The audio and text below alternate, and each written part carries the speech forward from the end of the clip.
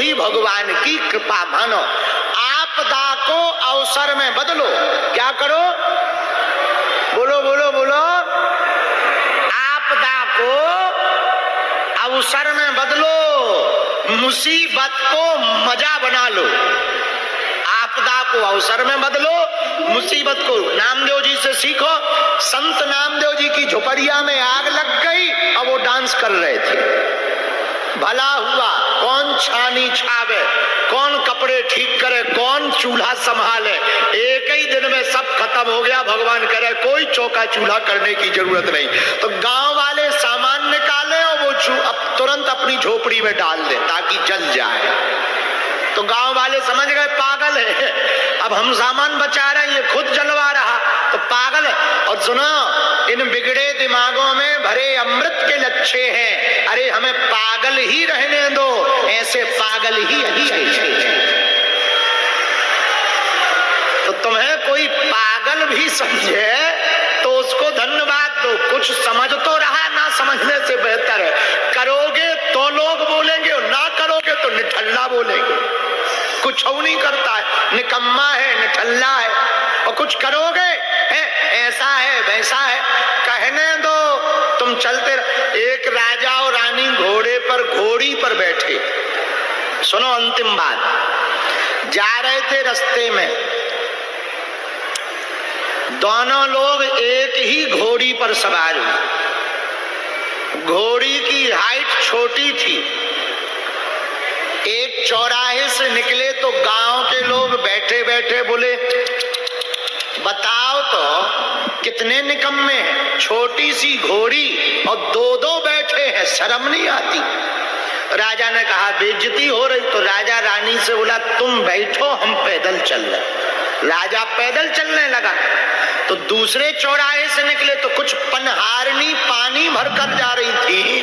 तो आपस में बात करते बोली, बताओ तो क्या जमाना आ गया, स्वयं घोड़ी पर बैठी है और खसम को पैदल चलवा रही पति को। और रानी बोली हमारी बेइज्जती हो गई। तो राजा बोला क्या करें? तो रानी बोली अब एक काम करो, तुम बैठो, हम पैदल चलो। ठीक है।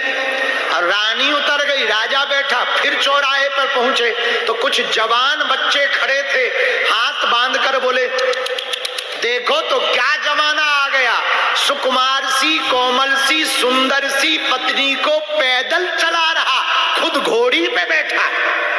राजा ने कहा अब तो हमारी फिर बेइज्जती हो गई। तो बोले क्या करें? बोले एक काम करो, दोनों पैदल चलो।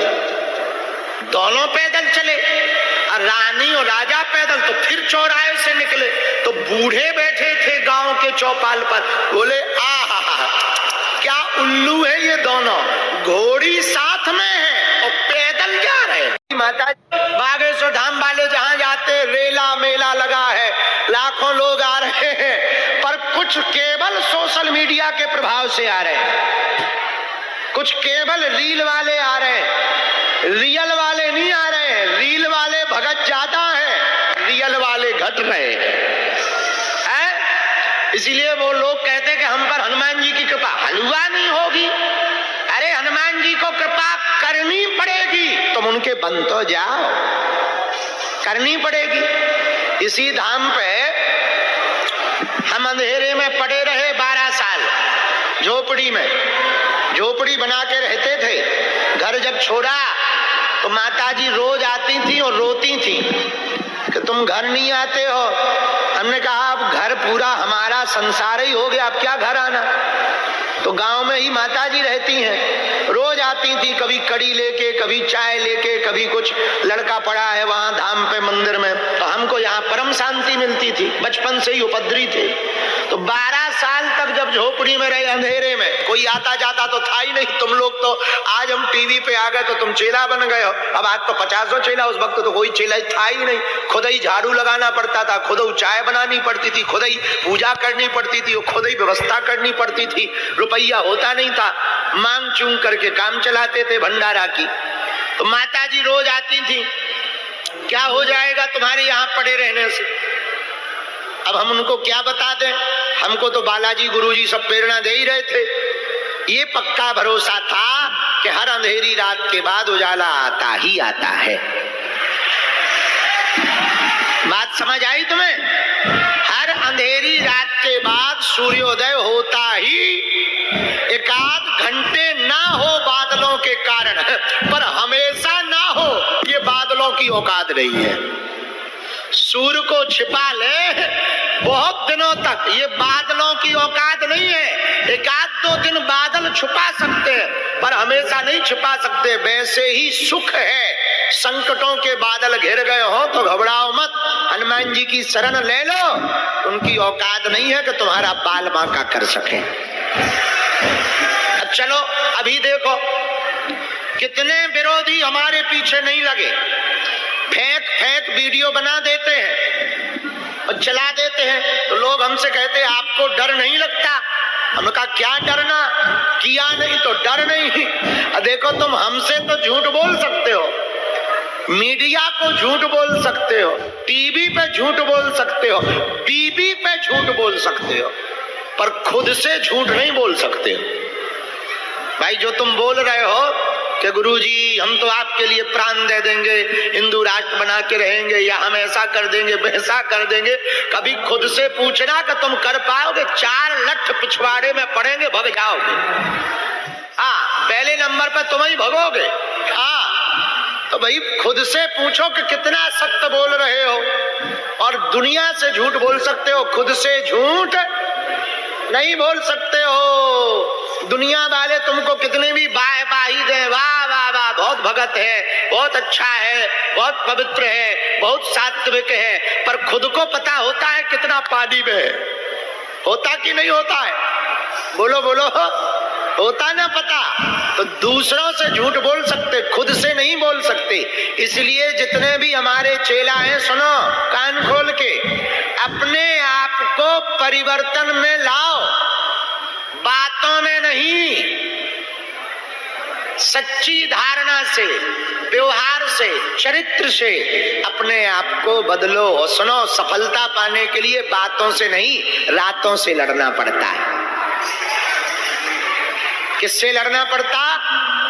हमने एक शायरी लिखी थी अपने जन्मदिन पर, आ बैठ मेरे पास मैं तुझे जीना सिखाता हूँ, कुछ पल तो मेरे साथ गुजार, मैं तुझे दुख दर्द पीना सिखाता हूँ।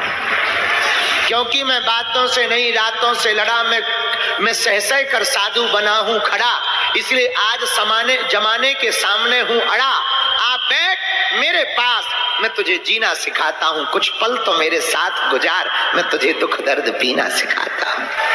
आप लोग ताली वाली बजा के वीडियो वायरल करके चल देते हो और फोटो खिंचवा के और आशीर्वाद लेके चल देते हो। हमको बुराई नहीं है, उससे कोई दिक्कत नहीं है, करना चाहिए, अच्छी बात है। ना करने से तो बेहतर है, इतना ही कर रहे, ना करने से तो बेहतर है, इतना ही कर रहे। तो कहते भागे भूत की लंगोटी ठीक है, वो कहावत है ना, भागे भूत की लंगोटी ही ठीक है। तो ना करने से बेहतर है कि कर रहे हो। पर अब जब आई गए हो हमारे पास, तो कुछ ऐसा लेके जाओ कि पर्चा ना बनवाना पड़े, हनुमान जी के हो जाओ, तुम्हें मंगलवार को ना आना पड़े, जब आओ तब मंगल हो जाए। ऐसे कुछ बनकर जाओ, वरना घर पे जाके लोग हंसेंगे तुम पे। गए थे बागेश्वर बाबा के पास, क्या मिला? इतना स्वभाव सरल हो जाए, इतनी निश्चलता तुम्हारे अंदर हो जाए कि तुम्हारे मिलने वाले तुमसे कहें भैया बदल गए हो यार, बदल गए हो। तब तुम कह पाओ लगा के आग शोहरत में हमने ये शौक पाले हैं, कोई पूछे तो कह देना हम बागेश्वर वाले हैं। तब तुम कह पाओ, तब लोग तुम पर हंसेंगे नहीं, वो भी तुम्हारी धारणा को। तुम पर कब तक हंसेंगे लोग? हम पे हंसे कब तक? 2021 में जब हमको मीडिया ट्रायल में चलाया गया कुछ लेफ्टिनेंस विरोधी लोगों ने, तो क्या किया? 1 साल तक हमको पाखंडी घोषित किया। क्या घोषित किया? अपने चेला सेट करके दरबार में बैठा लेते हैं और फिर पर्चा बनाता है। पहले ये घोषित किया फिर क्या किया? फिर बाद में हमको माइंड रीडर घोषित किया कि ये दिमाग पढ़ता है। फिर क्या किया? बोले ये माइंड रीडर भी नहीं है। बोले क्या है? बोले इसके पास करण पिशाचिनी है। कान में एक देवी आती है और वो कान में बताती है तो ये पर्चे पे। फिर हमको चलो, जब हमको पाखंडी घोषित किया तो हम हंसे। हम कहा चलो कम से कम कुछ तो समझा। हम तो यही नहीं समझ रहे थे खुद को, पर कुछ तो समझा। जब पाखंडी से ऊपर हमारा अपग्रेड हुआ तो हमको क्या समझा? बोले माइंड रीडर। हमका ये भी बहुत बढ़िया है, एक उपाधि तो मिल गई कि आई एम माइंड रीडर। तो ये भी बहुत खुशी की बात। अब वो भी गायब। तो बोले नहीं है तो कुछ, कई बार ये बिना चेहरा देखकर बता देता है बाबा। तो बोले माइंड रीडर तो नहीं है। बोले फिर क्या है? बोले इसके कान में एक देवी आती। हम कहा चलो भाड़ में गया, कम से कम कोई आता तो है। यहां तक आ गए जब 2024-23 में भारत के साथ साथ विदेशों में पर्चा बनाए, अंग्रेजों की ठटरी बारी, विदेशों के प्रधानमंत्रियों के पर्चा ठोके, तब भारत के बुद्धिजीवियों की आंख खुली कि ये दाल में काला नहीं है, पूरी दाल ही काली है भैया। पर शुरुआत कहां से हुई? विरोध से। कहां से हुई? हमारी शुरुआत को अगर लाइफ चेंजिंग मोड देखा जाए, एक्सक्लूसिव वीडियो देखे जाए, तो यही मिलेगा कि शुरुआत हमारी कहां से हुई? विरोध से। विरोध के बाद पहले प्रतिकार किया, विरोध किया, फिर स्वीकार किया। मीरा का जीवन पहले विरोध किया, प्रतिकार किया, फिर मीरा को पूरी दुनिया ने स्वीकार किया है। तो विरोध बुरा नहीं है। हमारे चेले घर जाकर हमारे नाम से बहुत लड़ते हैं, गालियां देते हैं घर वाले को, तुम बाबा 28 साल लौंडा के चक्कर में पड़े हो। 28 साल का लड़का है और उसके चक्कर में अपना समय बर्बाद कर रहे हो। बाबा बाबा बागेश्वर बाबा, बागेश्वर बाबा, कहां पागल हो? तो बहुत लोग गाली बकते हैं, हंसी उड़ाते, खिल्ली उड़ाते हैं। अब उन्हें कौन बताए कि एक दिन वो भी छाती ठोक के कहेंगे कि हम बागेश्वर वाले हैं। पर अभी विरोध सहना पड़ेगा और इसी स्थिति में रहना पड़ेगा, तब ही आपको स्वीकार की मंजिल पर पहुंचना पाएगा। बिना विरोध के कुछ अच्छा भला होता नहीं है। और विरोध को आप बुरा ना मानो।